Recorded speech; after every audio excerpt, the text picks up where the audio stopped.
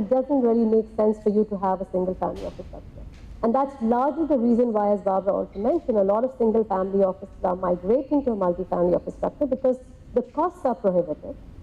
While the advantages of a single family office structure is obviously the entire team is dedicated to one single family, so you get a very focused and dedicated team of people working towards your objective. And there's obviously very high degree of transparency and confidentiality because you just have the team working for you as one single family.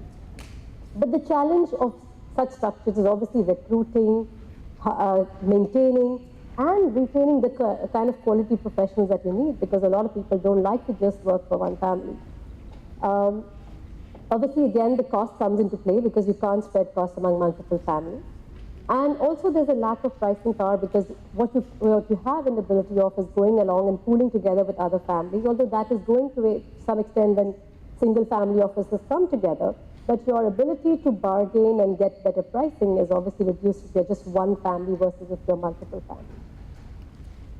And one thing that families forget is a single family office is a business in itself. So it requires full-time dedication by some family member. It's a business. So if the family doesn't have the time and resource to manage that, it does not make sense for them to have a single family. In some cases, we've seen where families are totally dedicated. One or two members of the family are full-time occupied with the family office structure, and that's where it's fine.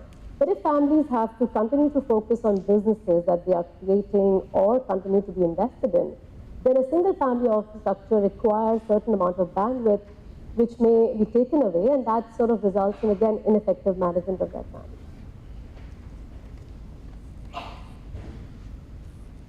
A typical I've explained it very simplistically here, but typically in a multi-family office kind of structure, what you're doing is you're bringing together multiple families, and multiple families benefit out of a common cost structure. And typically these structures would have, so you would again have the investment management team, which would have their own specialist, asset class specialist. You'd probably have a corporate advisory team, people in direct private equity, real estate. You have the financial planning, tax, estate, legal. So what families are doing effectively here is that they are coming together and using a common platform, and therefore reducing the cost of management of their affairs. As opposed to a single family office where the requirement to start off is fairly higher, in case of a multi-family office, internationally the benchmarks are anywhere about $25 million and above. In India, you can say at least $15 million and above. So we're talking about really families where wealth is around 100 crores upwards, is where true family office services are required, because that's when we're talking about complications of wealth management, generational transfer, how do I retain all this wealth, and all of those issues. The advantages obviously of a multi-family office is that it provides independent advice without conflicts of interest. There is rationalization of costs, as I mentioned. You have the ability and access to a diverse range of professionals. The likelihood of these professionals being retained is far higher than a single family office, because obviously the platform itself allows professionals to work with a larger pool of assets. And therefore their ability to stick around to a professional setup is far higher than a single family office. And as a result of being multiple families, your pricing power increases. The challenge can be, and it's seen more in Western and European markets, where you've seen a lot of the large single family offices migrate into becoming multi-family offices. So what they've done is, at a point in size, they've opened the doors to other families. So the challenge can be that the promoter family or the main family who's largely opened the doors to other families, will there be any preferential treatment to them? Will other families suffer because that family will have preferential pricing or advice? And size will always remain a challenge. So compared to some of the larger institutions, a multi-family office concept by its very nature will remain boutique. So you cannot have a multi-family office that says, I serve hundreds of clients, because it's not effectively going to deliver that value. So by its very nature, and therefore you have numbers like 6,000 and 900 in India, because by its very nature, these are very boutique organizations that will continue to offer very bespoke services. It's not a scalable model. It's not something that where you can be involved with hundreds of families. if you're trying to do true family office service.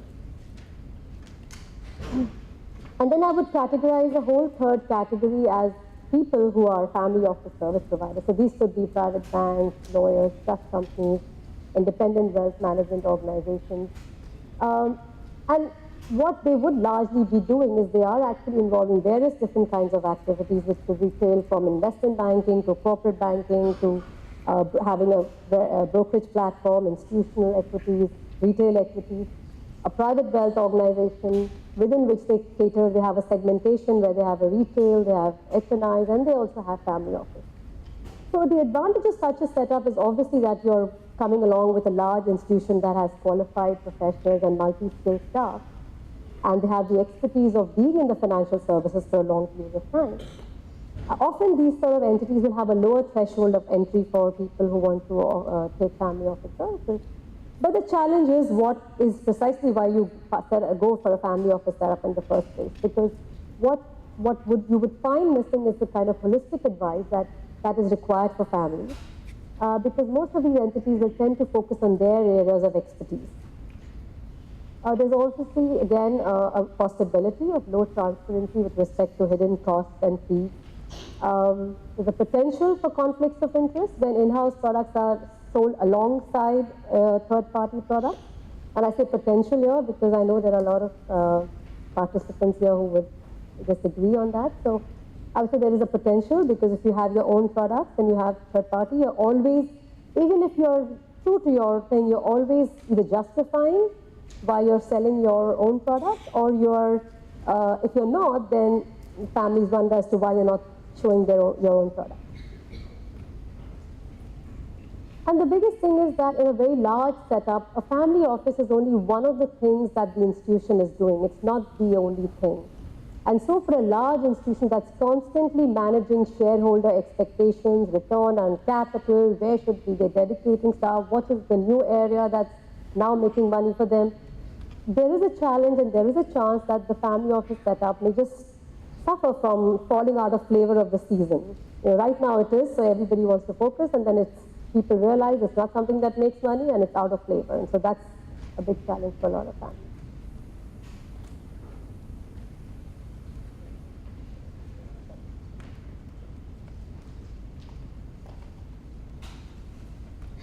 Let's talk about some of the challenges faced by in the Indian family office model. Both from a sort of service model perspective, the investment mindset perspective, the progression or the evolvement of succession planning as a subject that families want to look at. Really, I think there are challenges both from the investor or family side as well as people who are providing these services. One is really whether families really appreciate and need family office services, right? Because some of the ethos around family office directly conflicts some of the mindsets that families or investors come with. I think one of the most important and tough mindset is the mindset about not wanting to pay for advice. And really, while the family office concept is essentially about giving advice and getting paid for that, families are happy. They don't want to write a separate check for advice, and they're happy to pay 3%, 4% on a product where the fee is embedded, but they don't want to pay 50 basis points when it comes to giving advice. So that's really a big challenge for even people who are part of the ecosystem, is to make the families understand and appreciate that advice, professional advice, needs to be paid for. Just like when you go to a doctor or lawyer and they charge you a fee, you don't go and start bargaining and saying, look, when you cut me, you take the fee from somebody else. So a lawyer charges fee, accountant charges fee. The only area where we find families resistant is to pay for financial advice. And therefore, it's a big challenge for people and providers of the service because they have to constantly face the hurdle about justifying the payment for professional advice. Also, what I find, I've heard some families talking to us and say, oh, we have 2 family offices. Why would you have 2 family offices? You can have different service providers, but you can only have 1 family office. So the idea and the mindset for a lot of Indians and Asian families is my way of managing risk. And because there's a lot of hesitation to give full information about their own financial affairs, what they've been doing traditionally with the banking, where they say, I have 10 banks, and my way of managing risk is I've allocated 10% to each bank, and that's how I'm managing risk. I'm now going to create another layer, and I'm going to have 2-3 family offices. But that's just against the basic ethos of what a family office is meant to be doing. In such an instance, you don't need a family office. All you need is 2-3 good advisory investment managers. So that's where a lot of education is required for families to understand and appreciate what is the real value of a family office. Obviously, the investment mindset as well as the investment universe is a challenge, because one is, as a mindset, we find a lot of families are, one, they're very skewed in their allocation, and I think one of the starting comments was mentioned about asset allocation. So one is this asset allocation we find in large wealthy families fairly skewed to 2 or 3 asset classes. Real estate forms a large portfolio, where they want to relatively have security of returns, a large portion is put into fixed income, and then they have private equity and direct private equity. So it's fairly skewed, and there is incorrect or inefficient asset allocation. And obviously, because of capital account restrictions, we can't really talk about global asset allocation in India, because much as we may have liked that a lot of our families should have been investing in the US, maybe last year they can't because there's capital restriction, and today a family can only take out $200,000 a year. So really, global asset allocation, much as we can talk, we can't do much about it. And then it's the investment product universe itself. I mean, how difficult it is, and I'm sure most people will agree with me, is how difficult it is to understand the good products in this market, because the investment product industry itself is fairly nascent. In the mutual fund platform, there are pretty much the top 5-6 mutual fund houses that you know consistently do well. So the universe of products also is fairly limited. So therefore, the inability of a family office to really add value in the asset allocation and the investment product selection universe. I mean, it really becomes where you have a global model where you're talking about currencies, because you can do so. You can invest in multiple currencies and multiple jurisdictions. And then succession planning. So much as we've talked about trust as becoming a tool for families to consider, a large reason why you see Western families talk about trust, even at a fairly, not even at a family, at an HNI level, is because of the inheritance taxes. If today I had to give 50% of my wealth, if I knocked on the street, to the government, before even my family could get any part of it, I would definitely want to do some kind of planning around it. But in India, we don't have inheritance taxes as of now, so a large motivation for having a structure for effective generational transfer is missing. But that may come about, and there's been talks off and on that at some point in time, and I don't see that not being there in the next 10 or 15 years. It would be foolish of the government not to have something they can get easily their hand on. So at some point in time, I think inheritance taxes will come. But families are realizing that even though the motivation of tax is not there, they have seen a lot of cases where wills have been a very ineffective way of managing succession. They can be publicly contested, they have to be probated, and we've seen some public cases where for 10 years the family is still fighting over a will. So those are the reasons why families are now starting to engage on discussions around trust, around the tools that a trust can offer around confidentiality, around their ability to transfer wealth as per their wishes in their lifetime, and all of the things that can come along with the trust structure. And the other area where family offices, at least internationally, are very active, and here there is sort of a growing need, but it's still growing, is the area of philanthropy.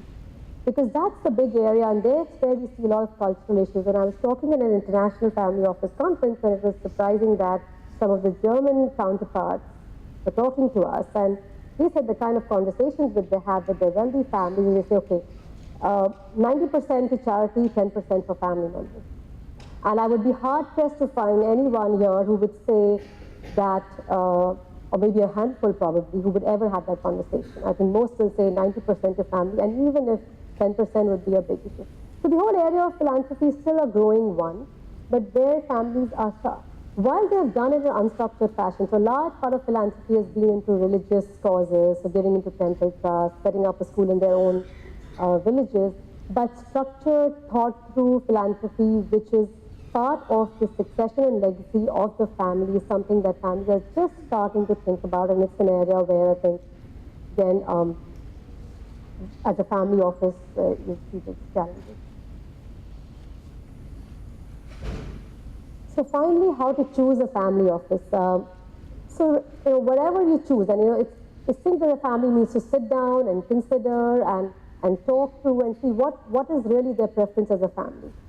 So do you need a full service family office versus somebody that can only give you investment management service, because a lot of families prefer that and then they use their other advisors for other services. Are you looking for independence, complete objective advice, versus are you happier in a larger institutional setup? And some are just happy being part of a larger institution. Culture of the firm, as someone said, trust is the most important thing. So whoever you trust, I mean, the person you trust could be working anywhere. If you trust the person, if you trust the person will give you best advice to your family, that is the most important thing.